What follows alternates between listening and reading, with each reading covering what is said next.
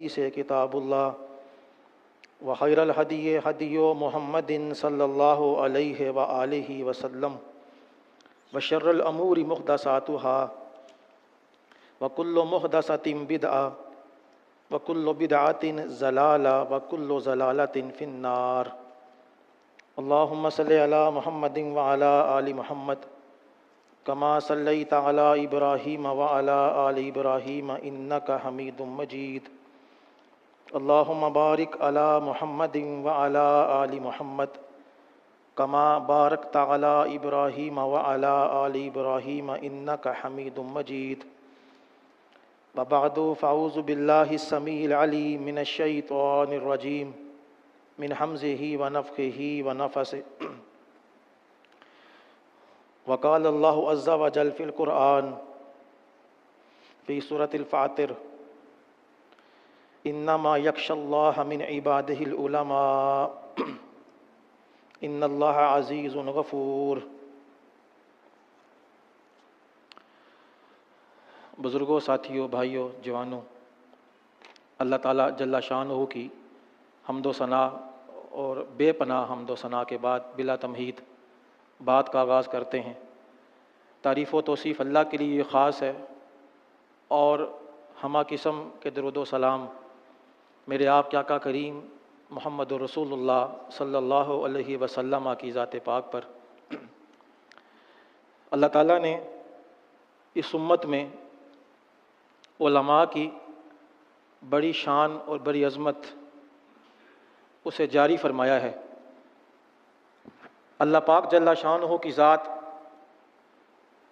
اس سے ڈرنے والے کثیر تعداد میں جو لوگ ہوتے ہیں انسانوں میں سے، وہ علماء ہی ہوتے ہیں۔ عالم کا مطلب ہے جس کو اللہ کی حقیقی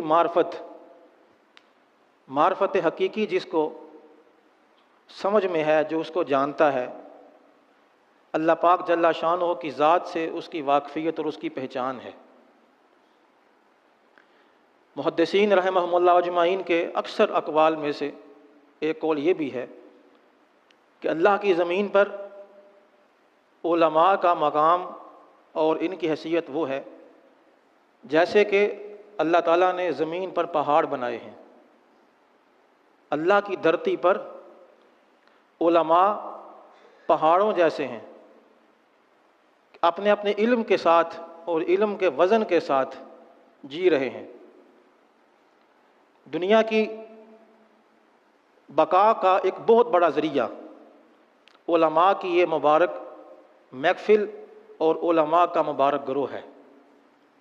اللہ پاک جل شانہ نے جو علماء کی شان بیان کی ہے قرآن میں کئی آیات میں، ضمنی، جلی، خفی، بے شمار مقامات پر، اسی طرح سے احادیث میں بے شمار مقامات، معنوی طور پر بھی یقینی طور پر بھی حق تعالیٰ نے، اللہ کے پاک پیغمبر نے، دونوں نے علماء کی شان کو مسلم بیان کیا ہے۔ علماء اس امت کے چراغ ہیں۔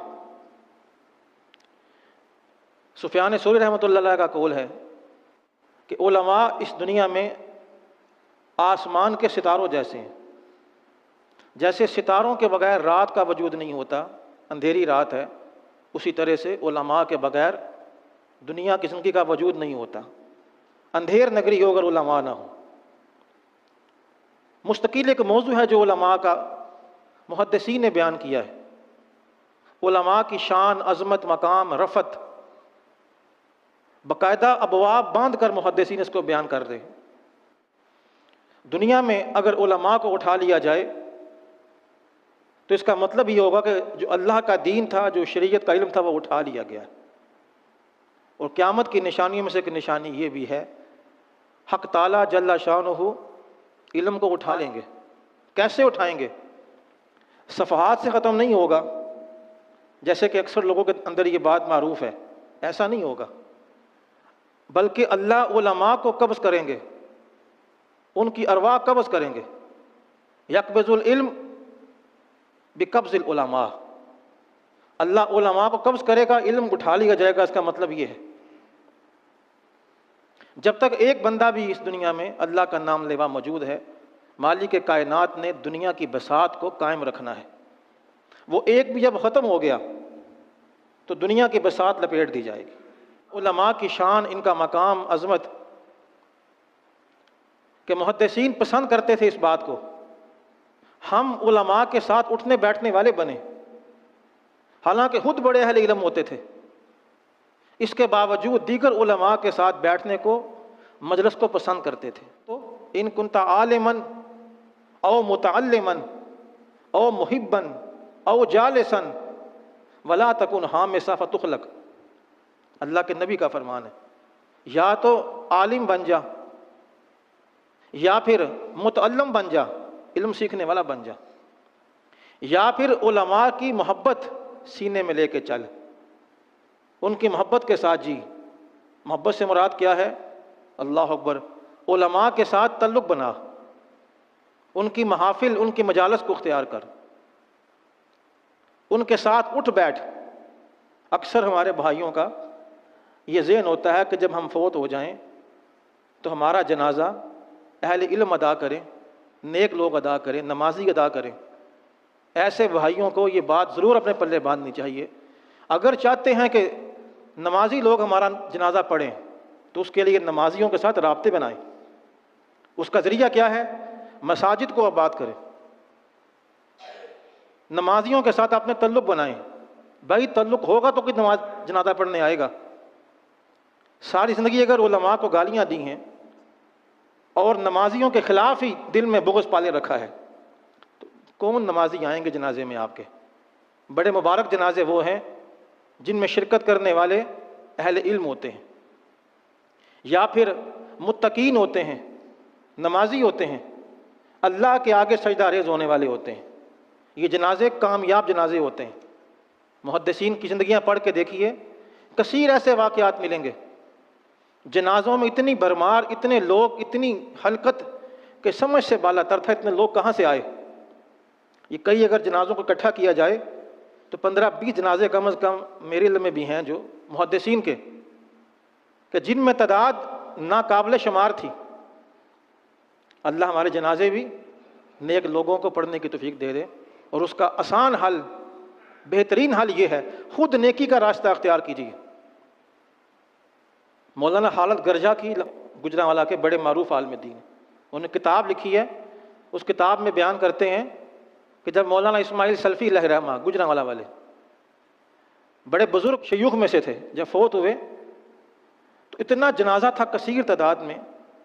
ایک تاجر تھا گجرانوالہ شہر کا، دال گراں بازار کا، اس کے منہ سے یہ الفاظ نکلے، کہنے لگا کہ جنازے تو ان لوگوں کے ہوتے ہیں، زندگیاں بھی ان لوگوں کی ہوتی ہیں، یہ جیتے ہیں تو بھی پتہ چلتا ہے، یہ مرتے ہیں تو بھی پتہ چلتا ہے۔ ہم تو عام لوگ ہیں، نہ ہمارا جینا کسی کام کا ہے، نہ ہمارا مرنا کسی کام کا ہے۔ یہ اس کے الفاظ نقل کیے انہوں نے، اور بات ایسے ہی ہے، سچ بات ہے۔ جو اللہ کے دین کے لیے چلتا ہے، اللہ اس کو دنیا کے اندر بھی ممتاز کرتا ہے، لوگوں سے عرفہ بلند کرتا ہے، اور جب وہ فوت ہو جاتا ہے اللہ پھر بھی اس کا مقام بلند ہی رکھتا ہے۔ یہ وہ اس کا انعام ہے جو اس کو اللہ نے دنیا کے اندر دے دیا۔ جو اخروی انعامات تو پھر وہ تو برزخ میں ہیں، وہ تو اللہ کے علم میں ہے کیا اس کو ملنے والا ہے، لیکن دنیا میں اس کو ایک انعام یہ ملتا ہے، مالک کائنات اس کا مقام، اس کی رفعت، اس کی عظمت، اس کی قدر و قیمت، اس کی عزت لوگوں کے دلوں میں ڈال دیتا ہے۔ یہ اہل علم کی شان ہے۔ اللہ فرماتا ہے کہ اللہ کے بندوں میں سے جو اللہ ڈرنے والے ہیں وہ کون ہیں؟ علماء۔ یہ علماء ہوتے ہیں جو اللہ سے ڈرنے والے ہیں۔ خشیت بہت ضروری چیز ہے۔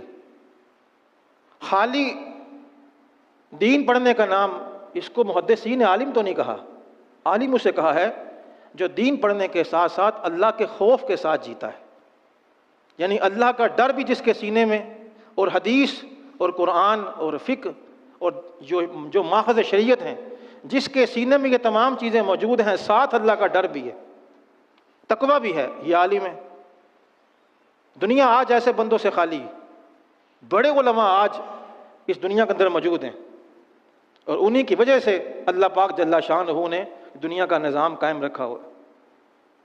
ہمارے ہاں موجود ہیں، پائے جاتے ہیں، اور ڈھونڈنے نہیں پڑتے. یہ جو اصل عالم ہوتا ہے اس کی شان، اس کا مقام آپ کے دل میں ہوتا ہے.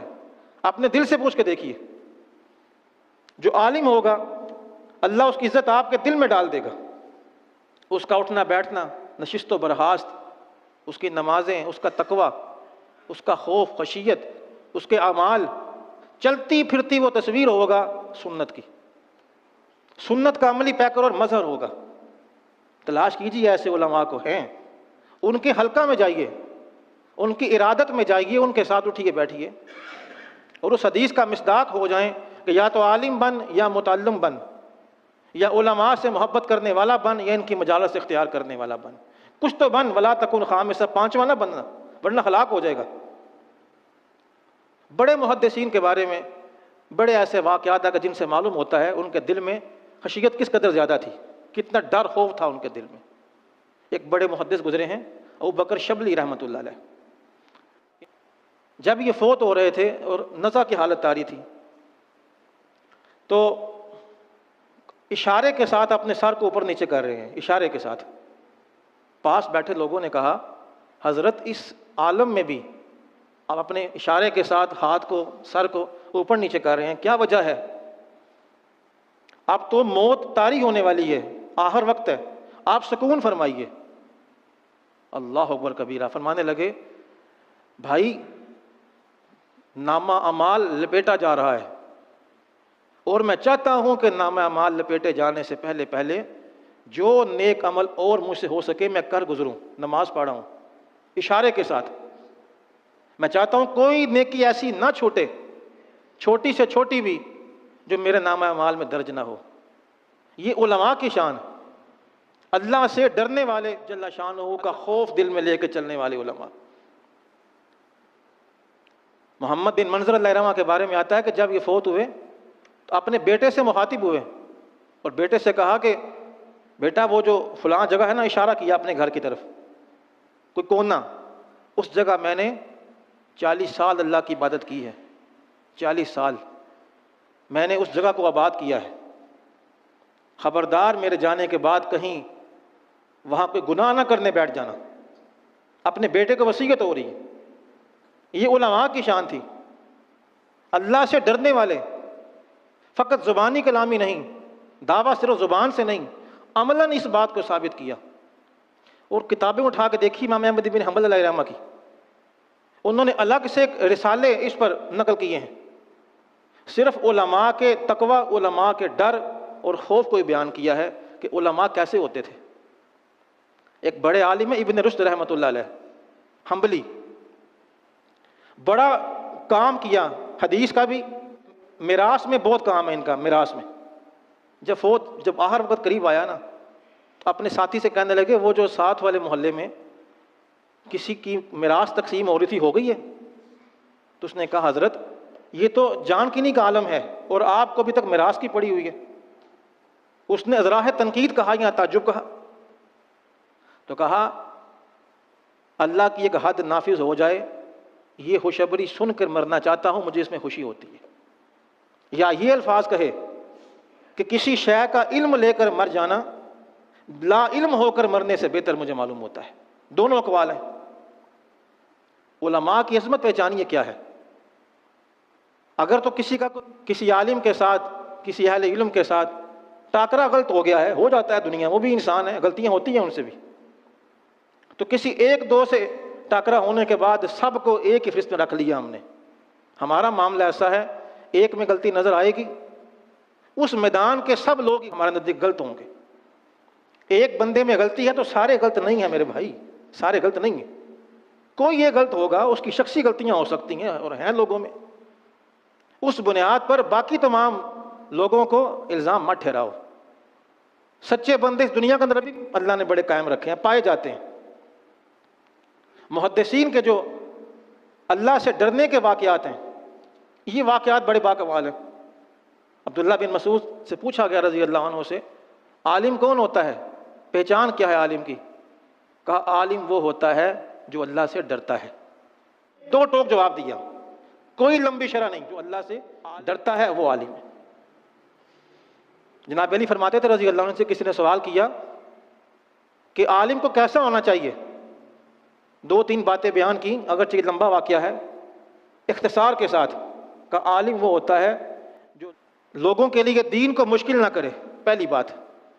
نمبر 2، عالم وہ ہوتا ہے جو اللہ کا ڈر لوگوں کو سنائے تاکہ لوگ عمل پر قائم رہیں۔ عالم وہ ہوتا ہے جو لوگوں کو گناہوں پر نہ ابھارے، یعنی ان کے لیے اتنی آسانیاں پیدا نہ کر دے کہ لوگ گناہوں پر مائل ہو جائیں، یہ عالم ہوتا ہے۔ اور چوتھا، عالم وہ ہوتا ہے جو علم کو حاصل کرتا ہے فقط اللہ کی رضا کے لیے، اللہ پاک کو راضی کرنے کے لیے، نہ دنیا مقصد ہے، نہ جاہ و جلال مقصد ہے، نہ اس سے کوئی دنیا کا فائدہ اس کے ذہن میں ہے، فقط اللہ کے لیے علم کو پڑھا، حاصل کیا، اللہ ہی کے لیے علم کو بیان کرتا ہے اور نشر کرتا ہے، یہ عالم ہے۔ بات یہ ہے میرے بھائیوں، بزرگوں، جوانوں، اہل علم کا اٹھ جانا بھی ہمارے لیے ایک بڑا فتنے کا باعث ہے۔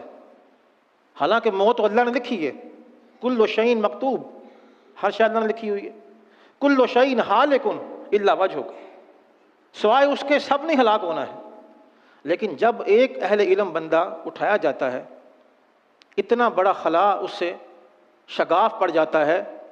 محمد بن منظر کا بیان ہے علیہ رحمہ کا کہ جب ایک بندہ اٹھا لیا گیا اہل علم میں سے، ایک شگاف پیدا ہو جاتا ہے، سلمہ، شگاف، اس شگاف کو پھر دن اور رات مل کر بھی پورا نہیں کر سکتے، ایسا شگاف پیدا ہوتا ہے کہ عالم کی حیثیت یہ ہے جیسے کہ دین کا قیام علماء کی وجہ سے ہے۔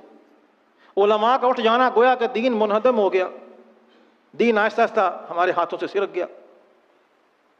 محدثین فرماتے تھے کہ کسی شہر میں ایک عالم کی شان ہی ہوتی ہے جیسے ایک کنواں ہوتا ہے، چلتا ہوا کنواں، کنواں بند ہو جائے تو وہاں کے لوگ قحط کے ساتھ، پیاس کے ساتھ مر جاتے ہیں۔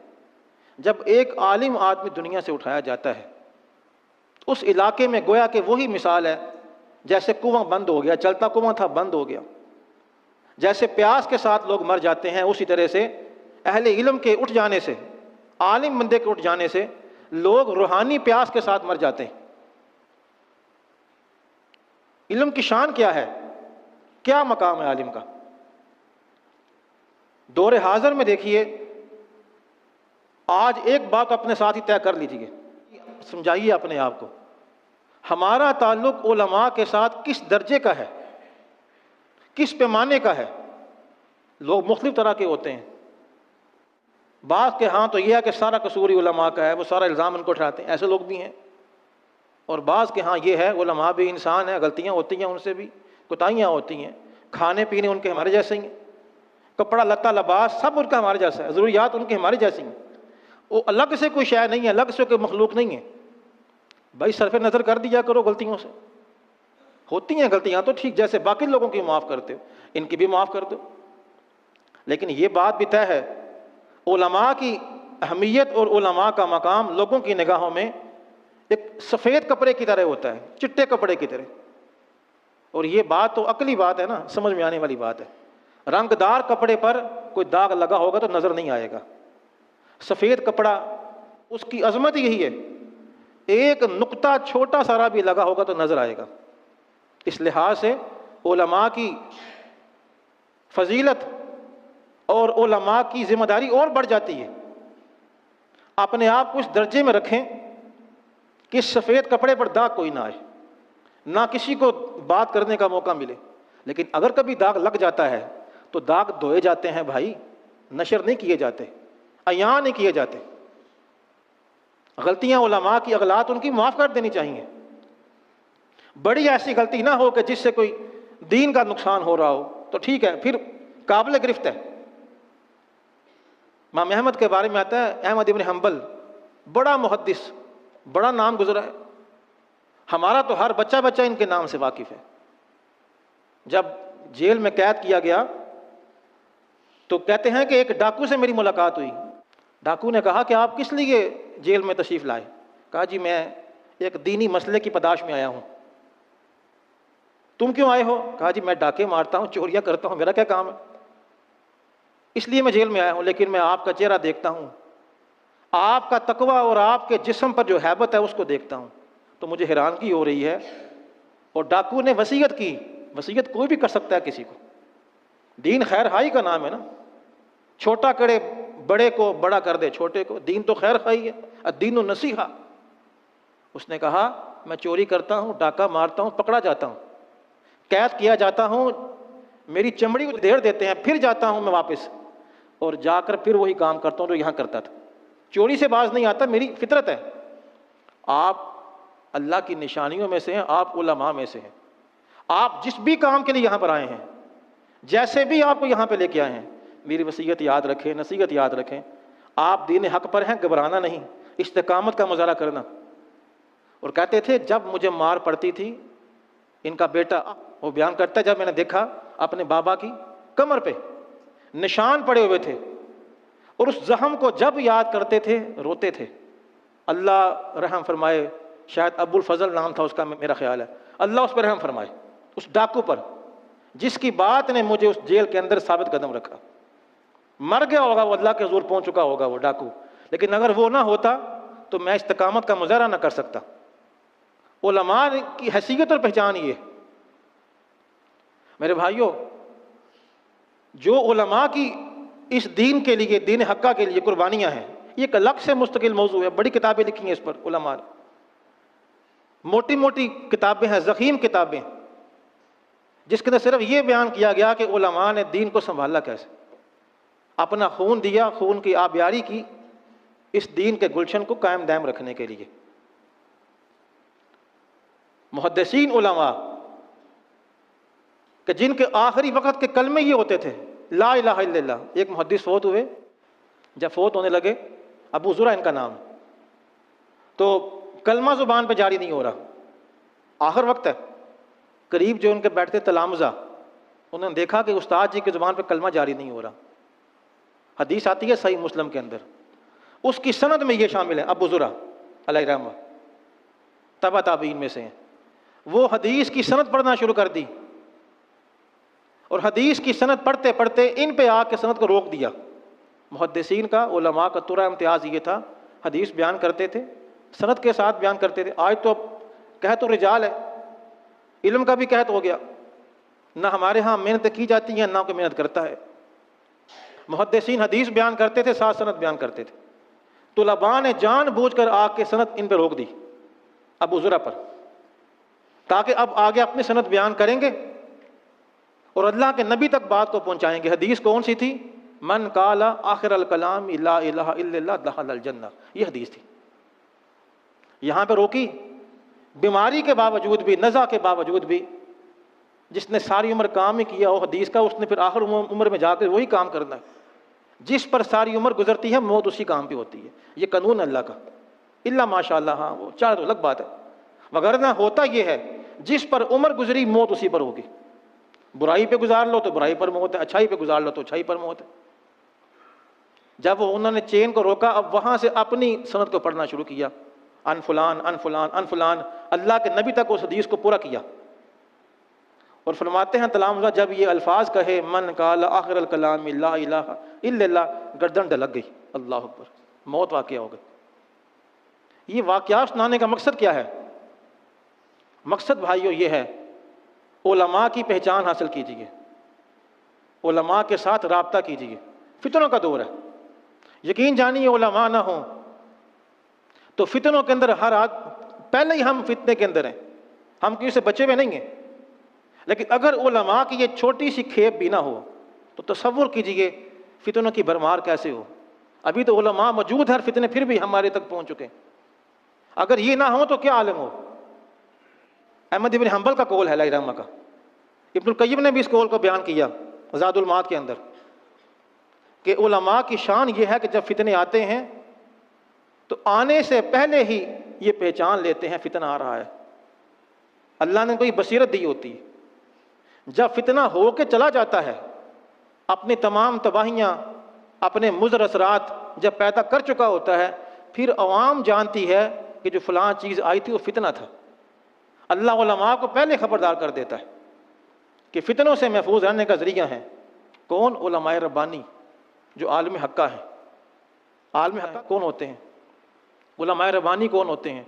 علماء ربانی کی شرح محدثین نے یہ بیان کی ہے، جن کا اوڑھنا بچھونا فقط قال اللہ و قال الرسول ہے، یہ علماء ربانی، کوئی اپنی بات نہیں کرتے، اللہ اور اس کے رسول کی بات کے علاوہ ان کے منہ سے کبھی نہیں سنو گے، جب سنو گے اللہ کی بات، جب سنو گے اللہ کے رسول کی بات۔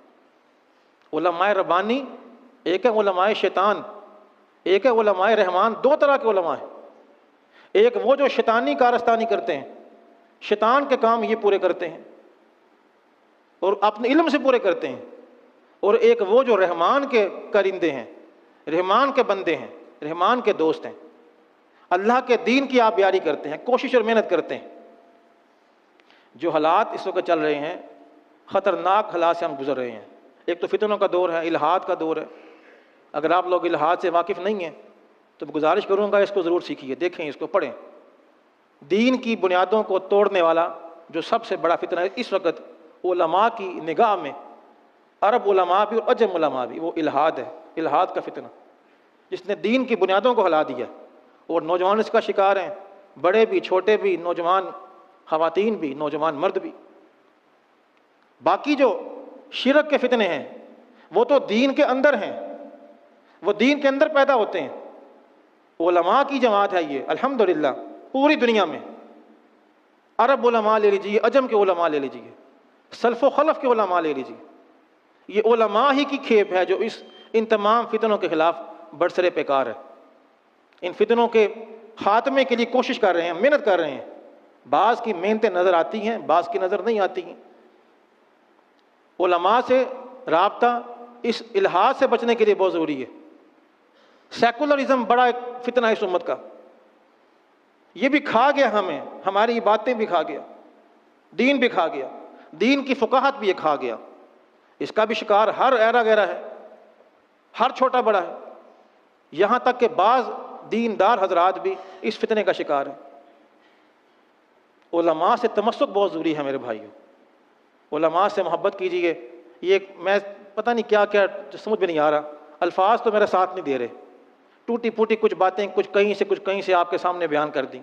اگر مقصد سمجھ لیں گے تو میرا خیال ہے بڑا احسان ہوگا میرے پر بھی اور اپنے اوپر بھی۔ مقصد کیا ہے؟ علماء کی حیثیت پہچانی ہے، مقصد یہ اہل علم کا دنیا سے چلے جانا، اٹھتے جانا، یہ اللہ تعالیٰ کی حکمت ہے، یقیناً اس کی مشیت ہے، مگر ساتھ ساتھ یہ بھی ہے ہمارے لیے بڑے فتنے کا اور خلا کا باعث ہے۔ ہماری جماعت کے بڑے مفتی ہیں، یہ پچھلے ہفتے کو ان کی وفات ہوئی، سب جانتے ہیں، مفتی بشر ربانی صاحب، اللہ رحمہ، اللہ نے غریق رحمت فرمائے۔ اب ان کا جنازہ بھی انشاءاللہ بعد میں ادا کریں گے غائبانہ۔ اسی ہماری مسجد میں ایک شیخ صاحب دبئی سے آئے تھے، پچھلے کوئی 15-18 سال سے، تقریباً 15 سال سے پاکستان میں تھے، وہ فوت ہو گئے۔ اعتکاف انہوں نے یہاں پر کیا، شیخ عبدالحمید البلوشی، جو یہاں ساتھی اعتکاف کرتے ہیں وہ جانتے ہیں، انتظامیہ والے بھی ان کو جانتے ہیں، بڑا نیک آدمی، لیکن اٹھ گیا، وہ بھی اٹھا لیا اللہ نے۔ میری خود ان سے ملاقات ہوئی ابھی یہ آخری عشرے میں، اور ایک ہی لفظ بس ان کی زبان، الحمدللہ الحمدللہ، اللہ کا شکر ہے، اللہ کا شکر ہے۔ حالانکہ بیمار تھے بڑے زیادہ، چلنے پھرنے سے دوبر تھے۔ یہ بھی ایک اہل علم کی شان ہے، تقویٰ ہے ان کا، یہ بھی اللہ کا ڈر ہے کہ زبان سے سوائے حمد کے اور کوئی کلمہ نہیں نکلتا ان کے۔ اللہ ہمیں ایسا بنا دے، اللہ ہمیں علماء کے ساتھ محبت کرنے والا اور پیار کرنے والا بنائے۔ میں ان کے 2-3 واقعات کا بڑا گواہ ہوں، قریب سے، اب تو چلے گئے ہیں، اب تو بات بیان کی جا سکتی ہے، لیکن حیات میں تو بات کرنا، بیان کرنے سے منع کیا گیا ہے۔ یقین جانیے واللہ خود ان کو میں نے ماہ رمضان میں کئی دفعہ روتے ہوئے دیکھا، بڑھاپے کا عالم ہے اور رو رہے ہیں جیسے بچہ روتا ہے نا، بلک بلک۔ یار کیا چیز تھی ان کے اندر، کیا چیز ہے وہ، کیا خشیت ہے جو ان کے اندر ہے، ہمیں کیوں نہیں آ رہی؟ ہمیں تو مادہ کھا گیا نا، ہمیں تو پیسہ ہی کھا گیا، کرو فر کھا گیا، سٹیٹس کھا گیا، یہ جانتے ہوئے بھی کہ سارا سٹیٹس آخری سانس تک ہے، سانس آنے کے بعد پھر دین ہی بچائے گا اللہ کے سامنے، پھر خشیت ہی بچائے گی کہ اللہ کو راضی کتنا کیا تھا، پھر یہ سارے مال ہی بچائیں گے۔ اشارہ کافی است برائے دنا، ہم سب دنا ہے الحمدللہ، اشارہ کافی ہے ہمارے لیے، اللہ عمل کرنے کی توفیق عطا فرمائے۔ اللہ علماء کی صحبت میسر فرمائے، یہ صحبت صالحہ ہے، ان کے پاس بیٹھنے والا بھی محروم نہیں کیا جاتا انشاءاللہ۔ یہ ایسی صحبت ہے، علماء حقہ کی تلاش، ان سے محبت، بیٹھنا، تحصیل علم، اللہ ہماری مقدر میں یہ تمام چیزیں شامل فرما دے۔ اقول قولی ھذا واستغفر اللہ لی ولکم ولسائر المسلمین وجمیع المسلمات۔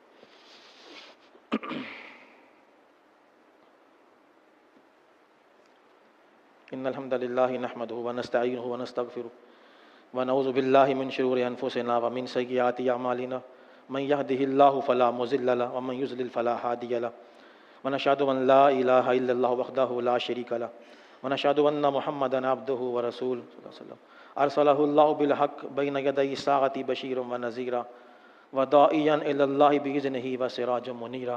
اللہم صلی علی محمد وعلی آل محمد کما صلیت علی ابراہیم وعلی آل ابراہیم انک حمید مجید۔ اللہم بارک علی محمد وعلی آل محمد کما بارکت علی ابراہیم وعلی آل ابراہیم انک حمید مجید۔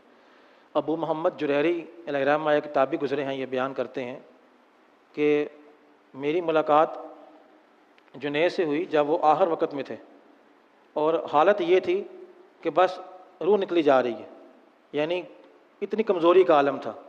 یہ کیفیت ان پر کئی گھنٹے رہی۔ میں ان کے پاس گیا تو زبان چل رہی تھی مسلسل۔ میں نے پوچھا کہ اب کیا پڑھے ہیں؟ تو کہا قرآن پڑھ رہا ہوں، دل کرتا ہے کہ یہ پڑھتے پڑھتے میری جان نکل جائے۔ کہتے ہیں کہ میں پاس رہا، پڑھتے رہے، یہ کیفیت کافی دیر برقرار رہی۔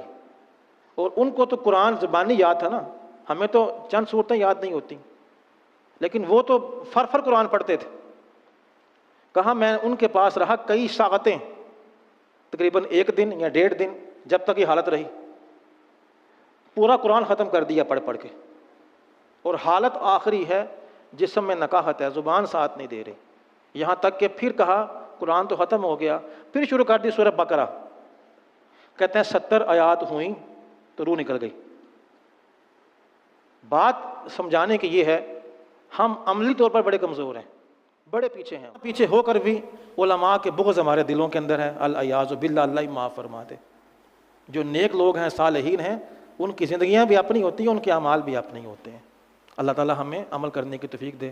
اے مالک ہمارے گناہوں کو معاف فرما دے، یا اللہ ہمارے چھوٹے بڑے گناہ صغائر کبائر سارے معاف فرما دے۔ اللہ علم کی شان ہمارے دلوں میں اتار دے، عظمت علم ہمارے دلوں کے اندر پیدا کر دے۔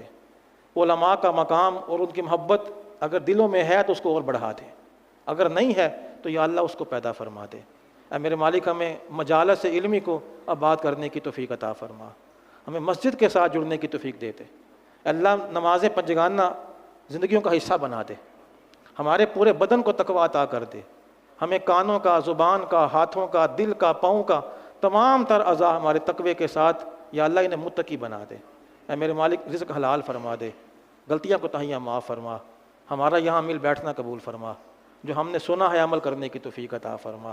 اے مالک عمل کو زندگیوں میں ڈھال کر ذریعہ نجات بنا دے۔ جو ہمارے فوش شدگان تیرے پاس آ چکے، اللہ ان کی بخشش فرما، وہ نگار ہیں تو معاف کر دے، نیک ہیں تو درجات بلند کر دے۔ اللہ ہمیں آخر وقت میں کلمہ توحید نصیب فرما دے۔ آمین یا رب العالمین۔ ربنا آتنا فی الدنیا حسنہ وفی الآخرۃ حسنہ وقنا عذاب النار۔ ربنا ظلمنا انفسنا وان لم تغفر لنا وترحمنا لنکونن من الخاسرین۔ ربنا لا تزغ قلوبنا بعد اذ ہدیتنا وہب لنا من لدنک رحمہ انک انت الوہاب۔